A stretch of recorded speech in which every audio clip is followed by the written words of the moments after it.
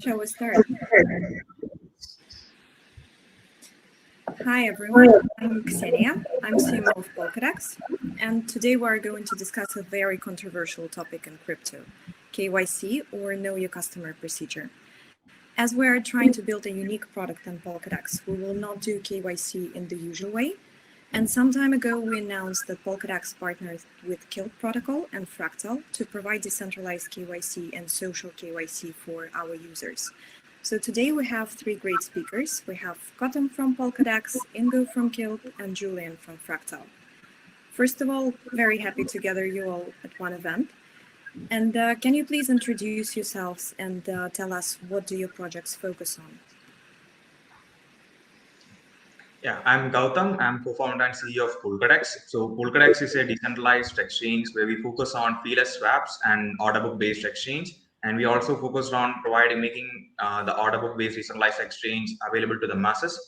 And we make that possible using the partnership that we have with Kilt and using the decentralized KYC process.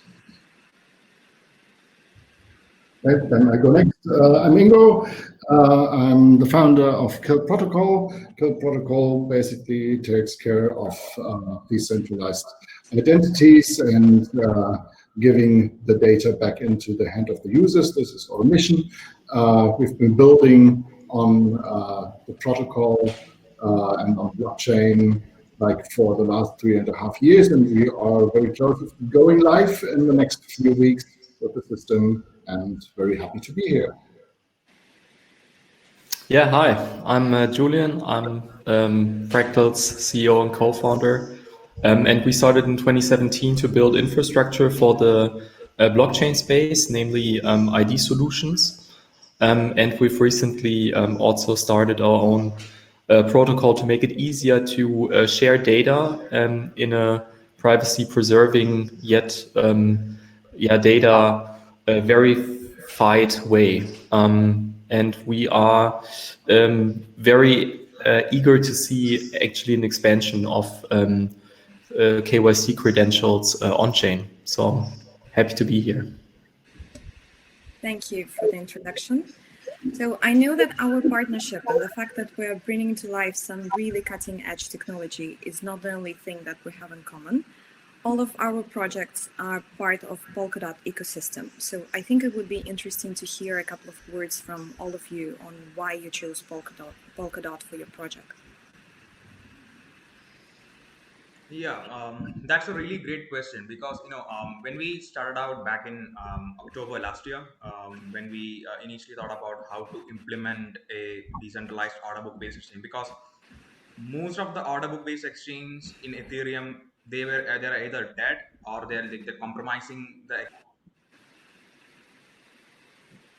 Here is how to create a high frequency trading based order book based exchange at the same time provide the same security of a blockchain and also without compromising the experience, the user experience that the end user gets in a centralized exchange.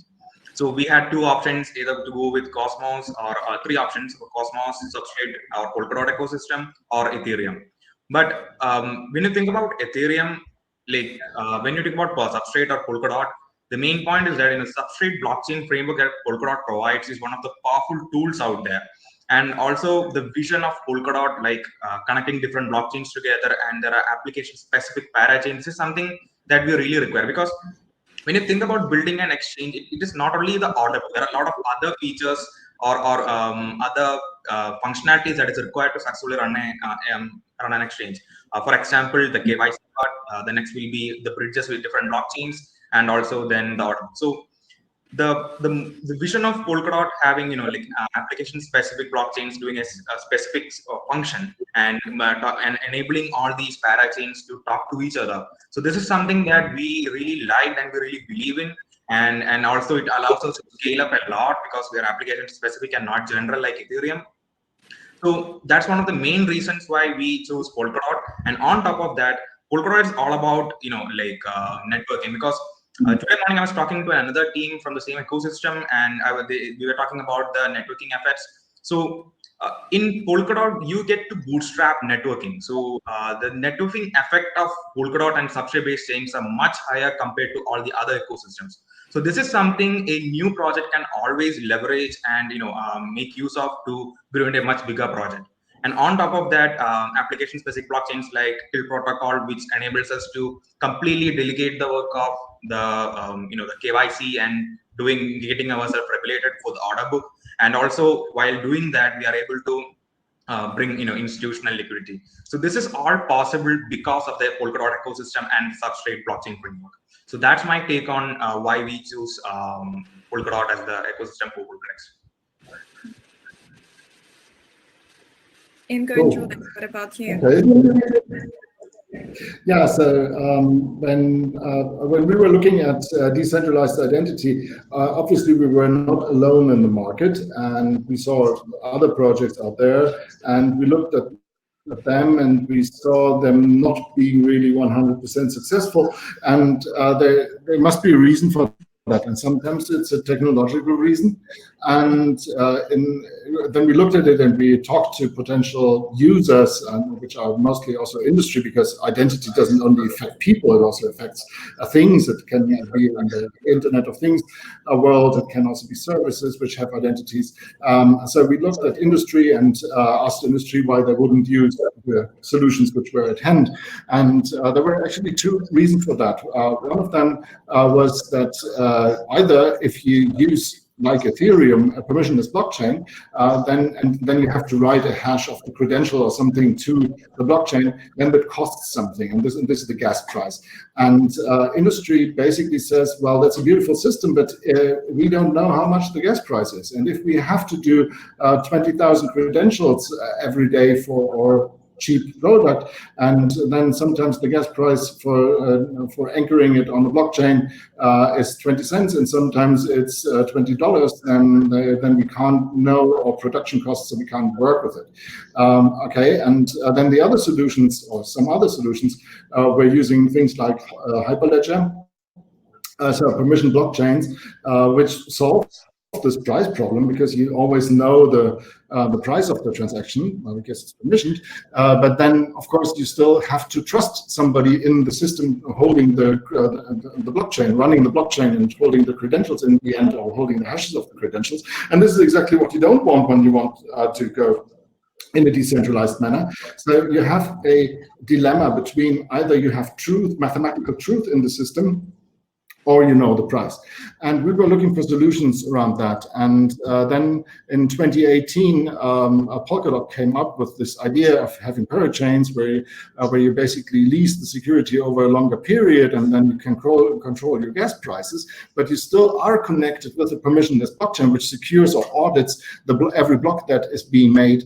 And that seemed very, very attractive, because we think, or we know, that this is going to solve this dilemma exactly. So we decided, actually, as one of the first projects in October 2018, to jump on the substrate train and be part of the Polkadot ecosystem. And then later for us, it turned out that this is a really nice ecosystem, which is always nice to be in, because there's many, many really intelligent people there, and they're working for really cool stuff. And the projects which are now all competing for the parachains, they are all great. There's no bullshit in there, and this is absolutely cool. And then, of course, as Gautam said, this also is really a network of companies working together. It's not like hundreds of companies having nothing in common with each other. It's really like a community. But we couldn't know that, of course, when we decided to go on Polkadot in 2018. But it turns out to be, from any angle, the right direction. It's technologically the right decision, and it's also on a personal level a very good decision that we made. So from our angle, we've always started to build products from the actual product level, because we saw that we wanted to have actual users and actual adoption, and we were looking at different ways of solving that. And as a matter of fact, we have a credential system that works with the Ethereum network. And there are some drawbacks that Ingo already mentioned. But one thing that I wanted to add is the interoperability, right? Because we want to have a stack that works with all of Web3, and I guess that this is something that is very interesting if you're looking at Polkadot. Another reason is that we also want to enable data sharing, and having an identity. It doesn't need to be verified. Is the first step. You need to have a wallet where you can save locally save data to, for example, or store data in, and to be able to store data or to share the verifiable credential, you need to, especially if you're looking at personal data cases in the ad ecosystem, for example, that I like sports cars, or even something that has less of the volume, like a value like that you're into pets, you cannot spend $5 on that information. And I mean, making blockchains more scalable is something that is very important for our use case to work in the first place. So a couple of reasons, actually. Yes, for sure. Sounds like Polkadot has a lot of benefits. And I would like to emphasize on the fact that Julian mentioned here, like the main goal of decentralized identities and KYC on Polkadex is that we as an operator or the operator of the order book is not able to map users' previous behavior to or behavior or priorities or preferences to something else and capitalize on that. So this is something really critical, because the reason why we do KYC is just like, to ensure that they're eligible and they're from a, that they are okay to trade and they have the capacity to trade in order book, and not to map them or capitalize on their user data that they generate or map them to any other systems. And this is something that is possible because of the decentralized KYC. Yeah. Thank you. I think Gautam made a great intro for us to move to our main topic, to decentralized KYC. To start off, let's explain a bit more what is decentralized KYC in general and how you can generate decentralized identity. I think Ingo can. Maybe. Waking up. Sorry. When we talk about identity, I think first of all we have to understand that identity is made out of different things. The first thing that you always need is an identifier. So an identifier can be, for example, your name, or it can be your fingerprint, or it can be your face or whatever. So there's something that identifies you. This is not an identity, it's a difference, right? The identifier, a good identifier for me in this call would be Ingo, for example. When somebody says Ingo, everybody knows that's me. So that doesn't say anything about me. That's not my identity, right? I have lots of facets to my identity, like I'm European, I can drive a car, I'm a member of a public library and stuff like that. And to prove all those things, I normally get credentials. And those credentials are in the physical world. They're made of plastic or they're made of paper, and that can be a university degree, that can be your passport, that can be your driver's license, many, many things. And those credentials together with the identifier, they form the identity, because the identifier is mentioned in all those credentials. So all my credentials basically say Ingo, and some of them even have a picture of my face. So they are very closely connected to me, and they're only valid for me. So this is what makes a verifiable credential. So this is what we have in the physical world. When we now look at the internet world, it's completely different, right? Your digital identity is basically something which is in the database of Facebook and Google and something. This is what we have had in the web too, because it was really, really practical. But now, so in the 1990s or in the 2000s, that was somehow, wow, it's so much easier with the digital identity now. And then people noticed, wow, this is very centralized, and all my identity is actually not only centralized, but it is also owned by someone else. And this is even worse than it is in the physical world. In the physical world, I still own my credentials. I decide who I share my university degree with. If I want a new job, well, I may want to share it. If I just meet someone someone in the bar, maybe not, right? And even I can even do with some of the credentials, I can even do selective disclosure, like putting my finger in front of my name and just show my birth date or something to get into a bar, so when using my driver's license. So actually the physical world is much better and much more private and much more decentralized than the internet world. And this is absolutely crazy because the internet was actually meant for being a little bit decentralized. And so this is why this was noticed not by Julian or Malcolm or me, that was noticed by a lot of people already like a couple of years ago. And this is why we started to set up an organization called the Decentralized Identity Foundation, where I think more than 200 companies are members now, including Microsoft and IBM and those guys. We were thinking about how can you actually put decentralized identity on the internet. And there's lots of ways with cryptography, actually. So a standard was made up called DID, Decentralized Identifiers. That's only for the identifiers first, which is being standardized, I think still, by the World Wide Web Consortium. And on top of that, we, of course, to make identity, we need another standard, which is a standard for the credentials. And this is the verifiable credential standard, which is also driven by the Decentralized Identity Foundation and also standardized by the W3C. And so when you look at what we're doing, basically, is we implement those standards. Right, and we give the users an opportunity to make their identifiers. Decentralized identifiers are not produced by an institution or so, or by a server. They are produced like crypto addresses locally on your computer.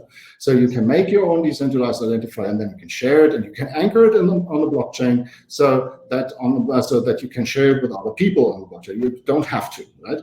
And then we're implementing verifiable credentials. Those verifiable credentials are issued, like in the physical world, by trusted entities, which could be, for example, a decentralized exchange, that could be a trustworthy person, that could also be a government if you want. You don't have to, but governments could do that. I'm not seeing them do it, but it's possible. And then they are transferred into the ownership of the user. And the user then, again, decides who to share, who he wants to share the credential with, for what reason, and which part of the credential. This is what digital credentials do, or verifiable credentials. And then the question that was on the chat here, why do you need to put it on the blockchain? You would never put it on the blockchain because then it's public, right? This is what you don't want. You want to have it in the hands of the users. So don't put it on the blockchain.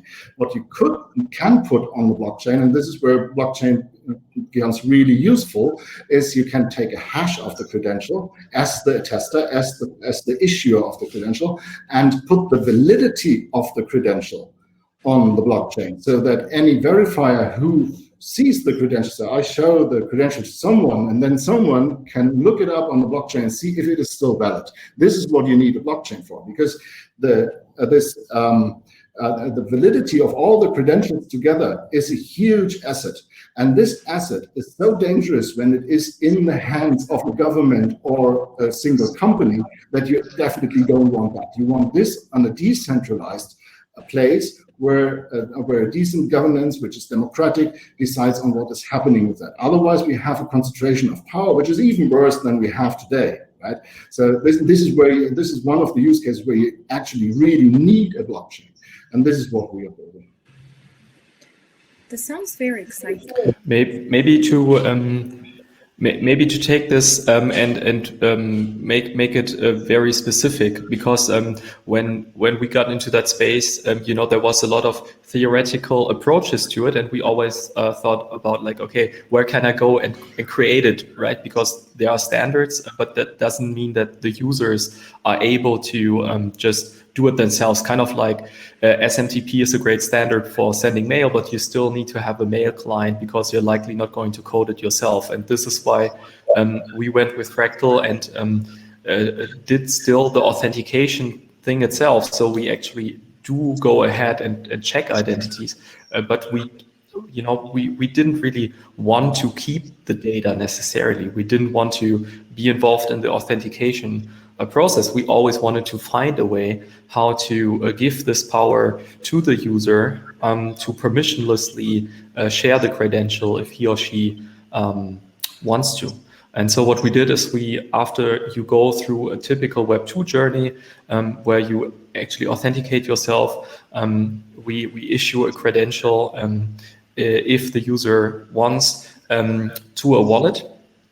And similar to what you're doing with MetaMask, where you have kind of like a single sign-on like experience, you can, without going through a registration process, share this credential and also share the data, because you have the data in your own local device if you want to, so that someone else can check if this data is actually correct. And this is what you need to where you need the blockchain for, so you can actually make sure that the person or the institution who you chose to trust, can be Fractal, it can be anyone else for that matter, has actually issued the proof for it, basically. Yeah, and that's a really great point, because from the Polkadot's perspective, it would be like, we get to verify a cryptographic proof on the KILT protocol or the KILT blockchain that Fractal has submitted, or any other trusted entities that will be partnering up in the future. So we don't actually see the end user information. So that's the main critical point. We don't see the user information, and only if the user decides to show that or share that, okay, I want to share that, okay, I am of this particular age, or my name is this is, and my last name is so and so. Only then we will be able to see that, and so we can. But at the same time, we can still verify whether it has been attested by one of our trusted entities, other attesters, and we get to do that. Sounds very interesting. I think the core question from our users will be, how do you secure the whole process? So you mentioned that the data is stored in personal wallets. Is it secure? Well, there's always a trade-off between being convenient and being secure, I would say. So what is the most convenient way is probably you sign up with Facebook, and this will not go away. And then if you're a little bit more concerned about your privacy, then I think everyone who's watching this has made themselves a wallet. Well, making a wallet imposes some kind of responsibility to you, right? If you lose your phrase, then your money's gone. It is like that. And the same is true here. So all the wallets that we build, they will always somehow rely on a key phrase that you have to put in, and then you have the responsibility. But talking about safeness, yeah, it's much safer in a certain way because it is not such a big honeypot. If I have the personal data of 1 million people in one place, then the incentive for someone to break into this thing and steal everything is much higher than for breaking it into one single person and just getting one personal piece of data. So the incentive is probably so low that it will not happen. Of course, it cannot be safer than Facebook. It is going to be the same safeness probably to break into your computer or to break into the Facebook computer. Maybe Facebook is even a little bit better than you, but the incentive is so much lower because if I just break into your computer, then I just have your data. Well, if I want 1 billion data sets, then I have to break into 1 billion computers. My life is not long enough for that. So I'm probably not even going to start. So the safeness is actually built by the decentralization, I would say. I feel like we might see different types of attacks here. And one thing that I'm actually quite excited about is that with MetaMask, we have seen a decentralized user experience that is extremely smooth, right? And so this is what people love. They love Web3 because if there is no hassle in between where you have to do KYC, the registration process is even better than Web 2. So we can actually achieve a better experience than a login with Facebook button can ever do. So if we kind of attach this last missing piece that is required for different reasons, mostly for regulatory reasons, it would be extremely awesome to serve or to navigate the Web3. And then obviously there will be new things like phishing attempts, right? Where you are kind of tempted to share data and you don't understand what you're sharing. And I think there will be a lot of social engineering that we need to do to make sure that default sharing options are in a way that you cannot just like completely share your whole data wallet, for example, right? I think if we figure this out, then there is so much awesome stuff that we can attach to this wallet. It could be personal data that you are happy to share. For example, your KYC information is not shared in that context. For example, my interest, right? Like I want to see, I'm fine sharing some of my data if I get to see ads that actually matter to me, or if I get content that is specifically for myself. But I don't want to see my KYC information being shared with this advertiser, for example, in no way.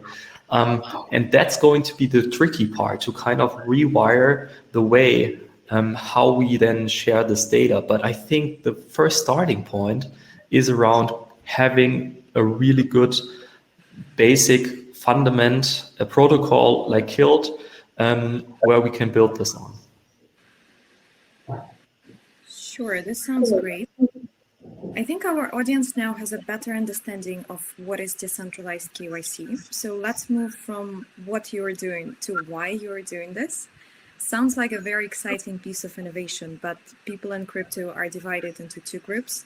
One group who are okay or even in favor of KYC, and others who feel very strongly against KYC. Obviously, I can see that all three of you are on the bright side of the question. Can you tell a bit more what are the benefits of decentralizing KYC for the DeFi industry and for the user as well? Yeah, I mean, that's a really great question because, when you think about an order book based exchange, I mean, let's talk about why Uniswap came into effect. Because in a decentralized blockchain based exchange, the source of liquidity is really troublesome because you're not getting, since it's not regulated, it's really hard to find liquidity, and most of the people are not okay with providing their liquidity, because at the end of the day, when they want to get back the liquidity, it will cost them some maybe some legal issues. But at the same time, so when we are trying to build a order book based exchange, liquidity and market making is one of the most important factors to bring a really good experience for the traders. So to make that happen, we have to bring in the institutional liquidity. So this means that mutual funds, hedge funds, and all the other institutional investors, VC funds, all these different kinds of liquidity that we can tap into, just like any other fintech can tap into. And this is a really big market, that we have. So what we should try to do is, bring the security, the best of both worlds, bring the security of a decentralized blockchain so that nobody will be scammed, no front running, no loss of funds, all these beautiful stuff. And in addition to that, we have to bring the institutional liquidity so that the regulated entities can participate in a decentralized protocol and provide liquidity, and the community as a whole can reap benefits out of that. So at the end of the day, it's all about bringing a better user experience, at the same time a smooth trading activity, and also providing the minimum thinnest spread as possible in an order book.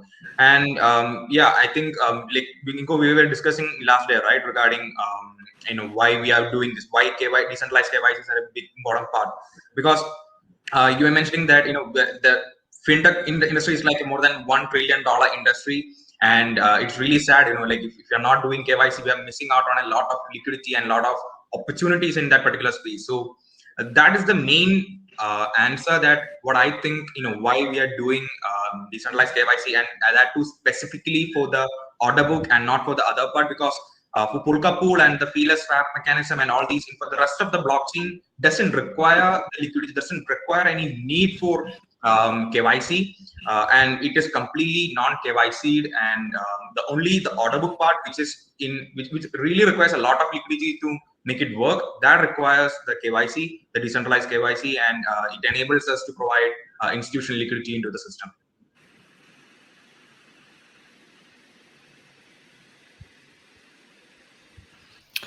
From our part, we believe that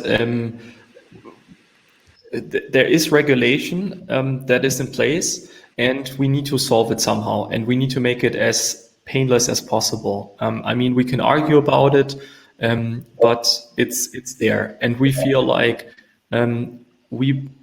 before we just fight it, why don't we try to find a way that we make it as good as we can, and that we enable innovation to happen, because there are parts of the identification process from a regulatory perspective that are there, but have little sense, right? Like if you blanket ban complete a population of a specific country, it makes very little sense to me.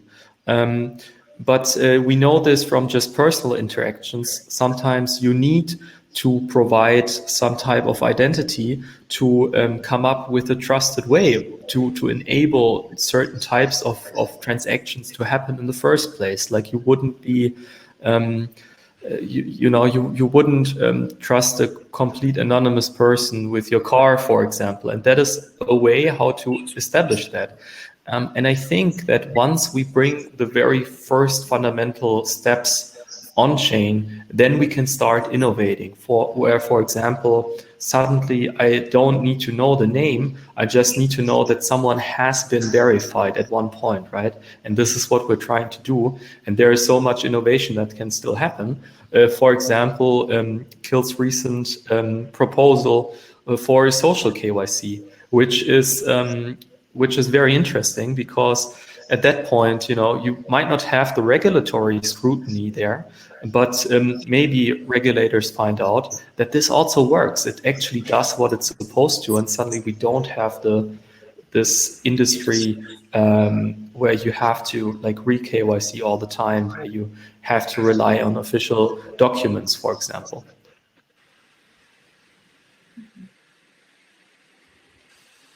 Ingo, do you want to add something here?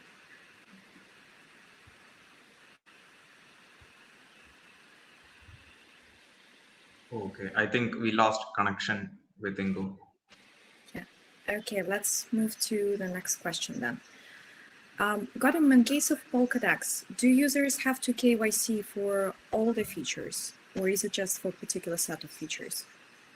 Yeah, no, the users doesn't need to do KYC for everything. And for example, KYC is only required when the user is trading more than about $5,000 worth of tokens in our system, and only then they are required to have a decentralized KYC done. And before that, there is no need to have any kind of KYC in the order book and also in any other system. And regarding and for staking, for validating, for generally using the network for swapping, feeler swapping in Polka pool and dynamic staking, all these different features that we have, it doesn't require KYC ever for any kind of amount that is not ready. It will be just like any other decentralized blockchains. So as I said earlier, we didn't want to implement KYC in the beginning, but we couldn't miss out on the liquidity that we can tap into if we enable KYC. And at the end of the day, it's always benefiting the users themselves, because if KYC is enabled, as I told earlier, if we are able to bring institutional liquidity, that makes Polkadx stand out compared to other DEXs, because the other DEXs are only getting liquidity from these decentralized sources, and the institutional liquidity is not flowing into that. And even for institutions to provide liquidity, they are finding different loopholes and different ways to get into a decentralized system. But once we enable this, and if the users of the order book who's trading more than $5,000 is okay with that, then it's a one-time thing, and they can just set and forget it. Like they can use that. They can make use of that institutional liquidity. Mm-hmm. Sounds great. As we focus on user experience a lot in Polkadot, will it be easy and fast to KYC as well? Yes, yeah. So when a user, if there are two cases here. So if there's a new user who has never done any decentralized KYC with Guild before, then he has to go through the normal standard KYC procedure, and he doesn't need to have Guild coins or any other prerequisites. It will be just like his documents is required, because we as a operator is covering the requirements to do that on the Guild protocol. And the only requirement for the user will be to have the Guild wallet with maybe a browser extension, which he need to install just like Polkadot.js, where he will be getting his credentials, and he can. The best part is that he can reuse that credential again for any other service, and he can just like Ingo shared earlier. He can like share selectively the data that he wants to share with other services also. So for an end user, it will be just like going through a normal centralized procedure. The only addition will be like having that Guild wallet where he can store the credentials. But other than that, it will be smooth as a centralized KYC. Perfect. My next question was about social KYC, so I hope Ingo will be able to reconnect. Shall we maybe, while we're waiting for Ingo, shall we jump to the questions that users have already pre-submitted and then come back to social KYC? Perfect, we can, yeah. Mm-hmm. So the top voted question is again about social KYC.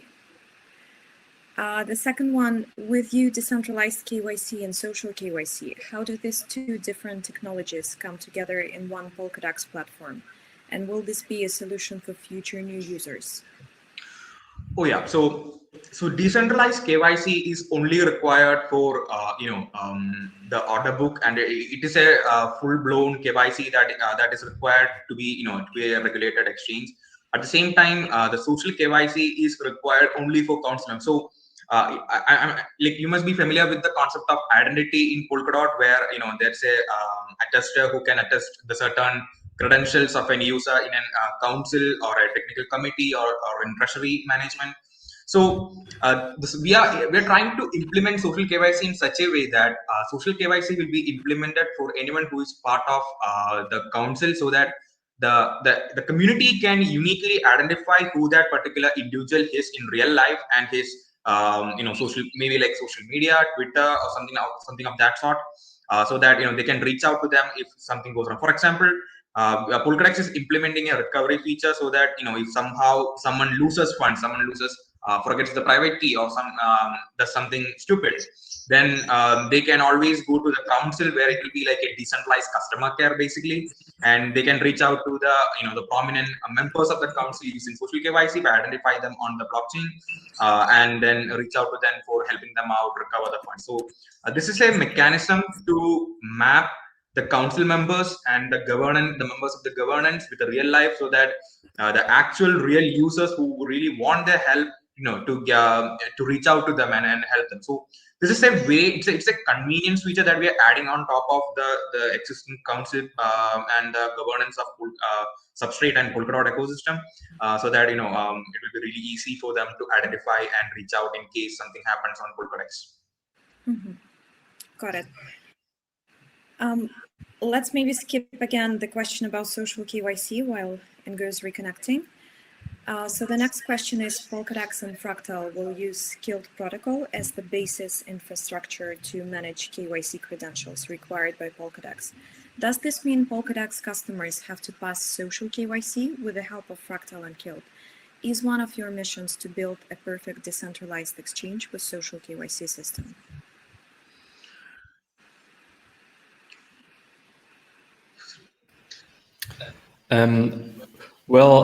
So Fractal is credential agnostic, right? So whatever users want in terms of wallet, but also in terms of type of credential, is something that we are open to, because we believe that it should be a permissionless and open world, and so we shouldn't just have a tribalism around like certain technology solutions. So we want to enable people to go to us with the Kilt wallet to get the Kilt credential. They could also come to us and download the Fractal wallet to get the Kilt credential, and they could also get an Ethereum-based credential in the Kilt wallet if they allow that, right? And that's the same for the sites, the pages that are and the applications that are using it. And obviously, there's going to be advantages of using Kilt for the reasons that Ingo already mentioned. Our base authentication process is based around the regulatory requirements, which is what you guys need to pass the threshold that is required by institutionals. We do see that there is very different forms of identity. However, we are not so interested in the social KYC part of it. We are more interested in enabling you to be a different persona in the web when it comes to ads use cases where you can share specific data.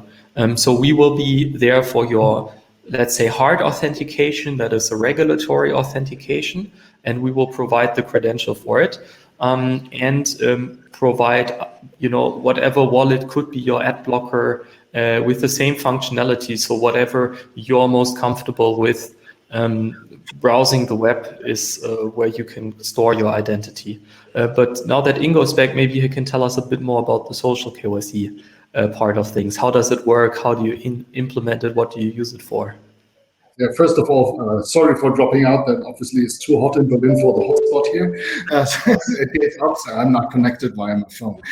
But now it seems to work. So what's social KYC? Apart from the government KYC or the hard KYC, is to say very pure identities somehow derived out of something which is your passport or so, which is definitely necessary for a lot of use cases. And I'm not even doubting it. So if the bank won't change. If I go to the bank, they need the KYC from me, totally fine. But there's many use cases out there, and I think that many of them also in the DeFi space and in decentralized exchanges will actually pop up. Probably it's also, we will also see this in gaming a lot, and this is where you actually don't need to know where a person lives or which nationality he has or which name she actually has, but you need to know what is her or his behavior in the internet, or how is he connected to social network accounts. So what we provide here with social KYC is a service which is also building aside from Kilt, basically, which allows you to go to a certain website, which is a trusted entity, which is called social KYC, and then you can say, well, I think I'm Ingo at Twitter, so at Ingo in Twitter, and then this thing will give you a challenge to prove that you are really Ingo at Twitter, and then if you prove this, then they will issue a credential to you saying, we approve that this is actually Ingo at Twitter, and then you can store this in your wallet on your computer, and you can sign it with your decentralized identity, and then you can give it to other services or to other people. So if I, for example, do a gaming event with some guy in China, I'm not really interested what his real name is. I probably can't even pronounce it, but I'm interested in knowing what his Discord account is, what the Twitter account is, because when he's going to cheat me, I would like to write on Twitter that this guy is a cheater, and this is going to punish him then, right? I can't go to the Chinese government and say there was this guy and I know his name and now he was cheating me in the game. Please find him. They won't do that, right? We are building with all the social networks, including email and phone numbers. We are actually building an online identity or traceability thingy around us that we can actually choose to share with people or not. right? And if I just want to borrow you my bike, maybe it's totally okay if I just know which email address you have. But if I want to interact with you in gaming, maybe I want 2 or 3 of those credentials, so I can really be sure who you are. And I think there's a huge need for such things, because the government-owned KYC is fine for some use cases, but it doesn't really fit for the internet time.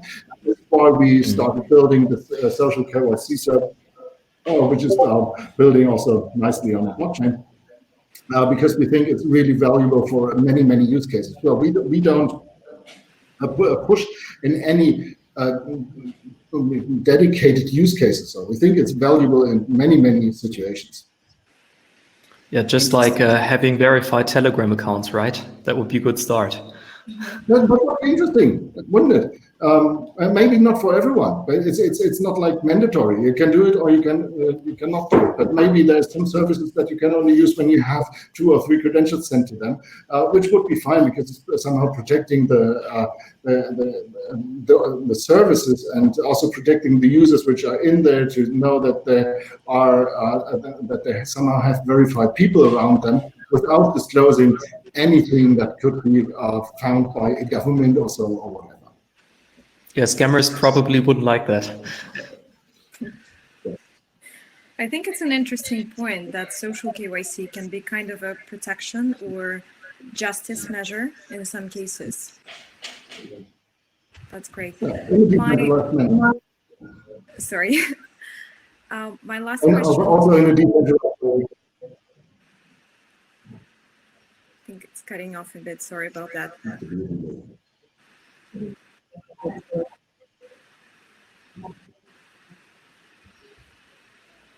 Can you hear me well?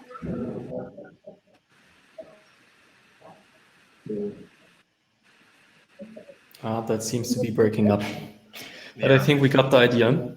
And attaching your social online persona to an identity that you can also change depending on your situation is definitely a good idea, right? Just like if you want to open a bank account, sure, you need your passport, but if a friend vouches for you at a party and you get in, then this is kind of the use case that might make it more apparent.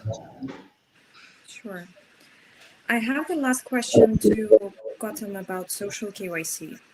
Will the users be able to choose between decentralized KYC and social KYC on the Pokédex platform? Yeah, so the decentralized KYC is only required for order book, and they cannot choose social KYC for the authentication in order book. So that's a mandatory win, because because of the regulations we have to do that, the decentralized KYC part. But the social KYC is something that the user is free to do. There is no need that he needs to do that, but if he does that, it will be a better better solution, because just like Ingo was mentioning earlier, regarding the gaming, someone cheats in a game. So just like that, if someone cheats in the governance, or someone just as I mentioned earlier, a kind of customer service where someone lost the seed phrase, or someone loses something happens on Pokédex blockchain, and they want to contact the stakeholders of the governance, or the stakeholders of the members of the council, technical committee, or something, then social KYC is something that these council members or the governance members can make use of, to let the users know that, okay, this is my the Pokédex address, and this is my Twitter address, or maybe like this is my Reddit, and you can reach out on that, so and so. So this makes a mapping, because in blockchain you see a random set of characters as an identity, which is not that human readable, but a social KYC will make it. The user has the social KYC provides an opportunity for the user to tag himself in a separate identity, in which the other users can reach out to him and share the concerns, or share some new ideas, or if, for example, if in Pokédex, if someone is working on a new bridge or new a trading infrastructure, and they have a certain social KYC, and the other decentralized members of this community can use that social KYC, maybe like a Twitter handle that he might have attached to the social KYC, to reach out to him and say that, okay, we want to join hands and do that particular project. So this is something looks like an extension to map the effectiveness of Polkadot's governance, and generally for the Polkadot users to reach out and have a really like rich ecosystem where the individuals can find each other through different mechanisms and also verify them on chain using social KYC. Sounds great. Shall we jump back to the questions from the audience, the ones that we missed? We have a bit over 10 minutes. So the first question to Ingo is: social KYC is designed to liberate consumers, putting their digital identity back in their hands. My question: how does Kill Protocol control multi-identity fraud?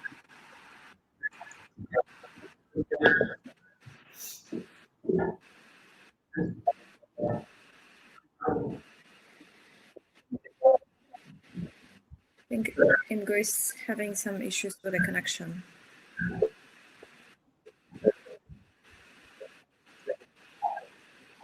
Ingo, I think we cannot hear you.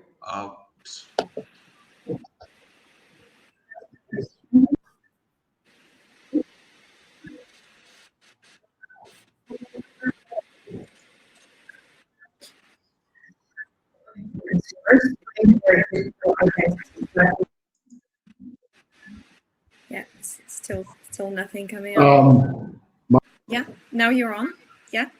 Answer the question. Multi-identity fraud. Yeah. Well, can you hear me now? Yeah, we can hear you now. You want to hear me?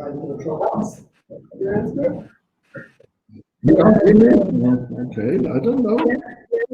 No. Okay. So how do we deal with multi-identity fraud? Well, entities as they want. So if you want to have more than one identity somehow transported, I want to just check. That's why I go. So I'm afraid we're having some Wi-Fi problems here, and you can hear. I think we can hear you well now. Okay, so yeah, still about the multi-identity fraud. So multi-identity fraud, I don't really see the problem, because you should be able to have more than one digital identity.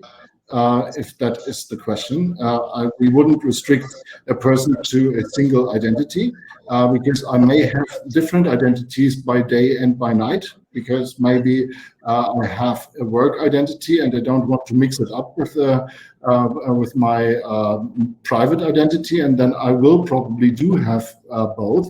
So it's, I think, necessary and the right of every human being to have many identities. Got it.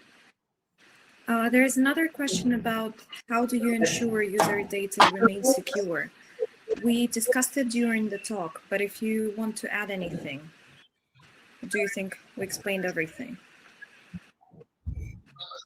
Well, I think there's quite a level of security in there, because the data the data is basically kept in the credentials, and the credentials are owned by the user, and they are only valid if they are signed with the private key of the user.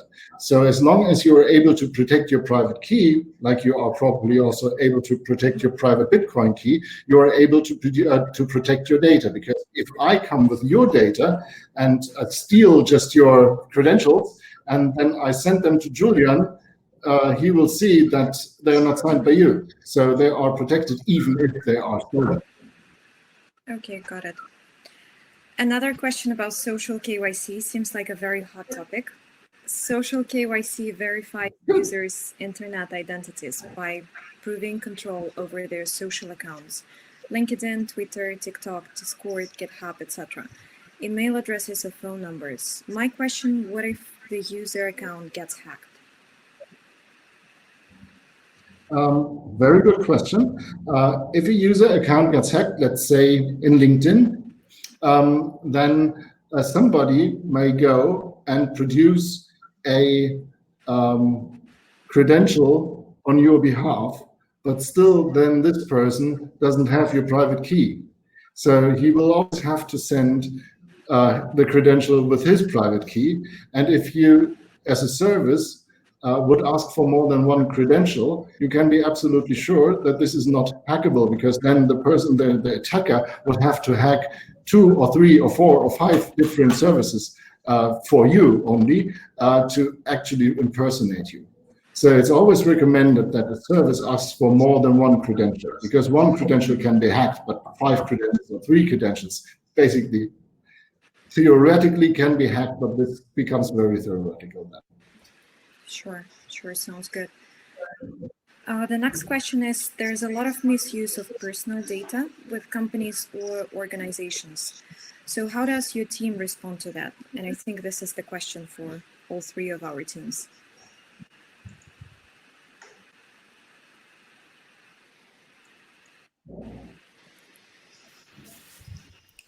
Well, I mean, one protective measure is to keep data decentralized, right? So that we don't create the honeypot. Unfortunately, you're regulatory required to keep data around for some time, but that doesn't mean that it needs to be directly accessible. So the easiest way is to give users the ability, and I think that this is what it's all about, right? It's about choice. Like, do you want to share your data or not? And this is the most important question. Do you want to KYC? You still have the chance not to do it if you think that it's not worth using the service for, but you have to have the choice. So you don't want things to be automatically shared. And this is something that you can only make sure that this is the way how it's handled if you own the data. So we actually want people to actively make the choice to keep the data themselves. This is what we are transitioning to.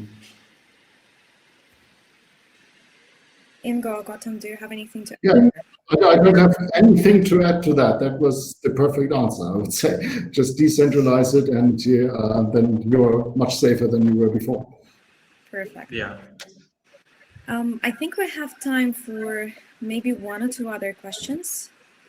So to validate the credential, there should be a proof. How are you planning to collect, verify, and store the proof? Will there be a communication with the institution that issues the proof? Yeah, I think Inko explained this a little bit earlier. So the proof is that, an attester has verified, and the attester will share the proof of attestation by signing with his private keys into the KILT blockchain. So we verify whether a given attester has attested or verified the credentials that this particular user has provided. So this is how we, cryptographically we enable, KILT enables to verify the credentials without revealing the whole or without sharing the whole the actual data on the blockchain. Correct me if I'm wrong, Ingo or Julian in that case. Yeah, I mean, this is what we want to enable, right? That if you're going to a club and you just turned 18, they are not going to call the government to see if actually your ID is correct, right? And we want it to be just the same, so they don't need to contact us when we have been the ones that have authenticated to see if this is correct. But a signed credential is just enough.